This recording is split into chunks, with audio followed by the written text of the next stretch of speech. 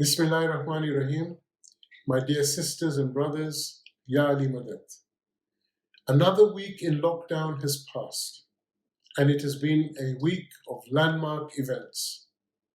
Firstly, the UK surpassed the milestone of 4 million administered vaccinations, a statistic to be proud of, and a movement towards a more effective management of the virus transmission. Secondly, there has been a change in the leadership in the United States, with an inauguration ceremony unlike any we have witnessed in history. Shifts like this in political leadership at a global level will have widespread effect in a number of areas. This week, I would like to speak about a very important matter, the economy. Both Brexit and the global pandemic are macro events that will have prolonged effects on our nation's economic climate. Whilst we are optimistic that we will start to feel some sense of recovery this year, we should be mindful that there is still some way to go and that this recovery may not be as quick or as widespread as we may like.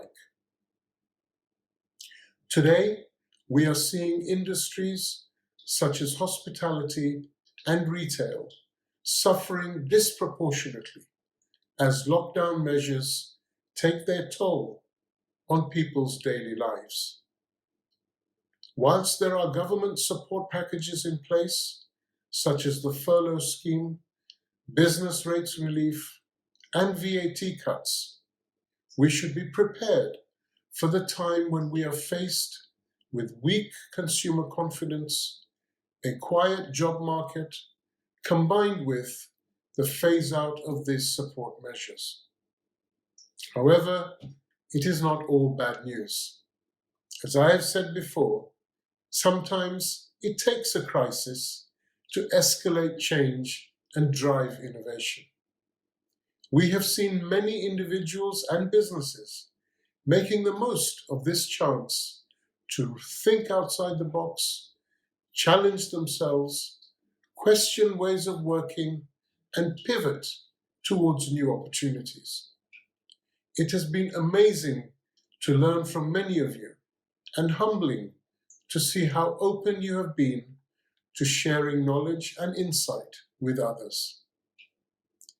I have seen the wonderful ways in which our alliances have created communities in which support has been offered and information has been shared with the members.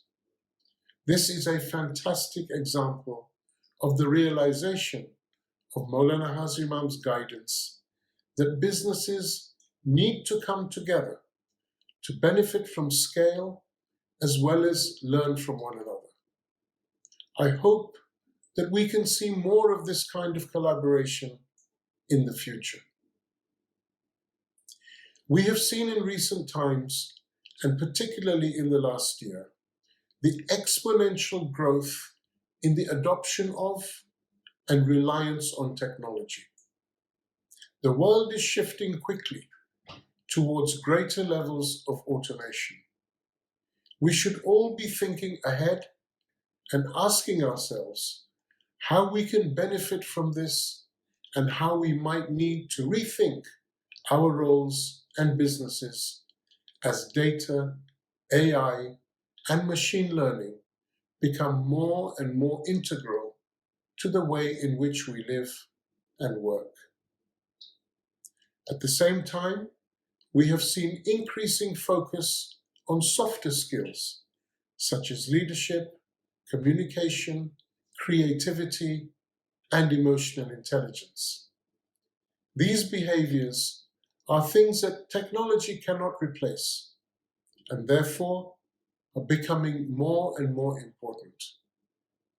As a community, we are in a unique position to be able to leverage our understanding and experience of compassion, generosity, and pluralism, which we apply to all our personal and voluntary endeavors. And let's use this to make meaningful change in the work that we do. The World Economic Forum predicts that over 50% of the global workforce will need upskilling. As well, a report by McKinsey shows that 20 to 33% of the global workforce will benefit from new jobs. As we experience more and more change around us, from the pandemic and otherwise, we need to focus on our personal development and practice our Imam's guidance of lifelong learning. Many of you have done so much to progress your knowledge and skills during the lockdown periods, from online learning to reading to learning languages. Let's keep up this momentum and commitment to our lifelong learning journeys into 2021 and beyond. Finally, and most importantly, I wish to stress the importance of prudence at this difficult and uncertain time. By staying on top of our personal finances, managing our debt exposure, and budgeting regularly and carefully, we will all be in a better position to come out of this crisis with strength. The Economic Planning Board are always here to help, and I would encourage anyone who needs support or guidance to reach out. In addition, the Education Board are there to advise the Jamaat on their education, the future of work, and upskilling. I hope that we can continue to look out for our sisters and brothers and share our time and knowledge so as to see everyone flourish. I would like to end by reminding you all that although these times of change and uncertainty can feel daunting and scary, there are always opportunities. The institutions are here to support each and every member of the Jamaat. Whatever difficulties you may be facing, whatever advice you may need, you are never alone. As we have throughout our history, we will walk this journey together as one Jamaat. Lift each other up and be strengthened always by the love and guidance of our beloved Imam. Thank you. Ya Ali Madad.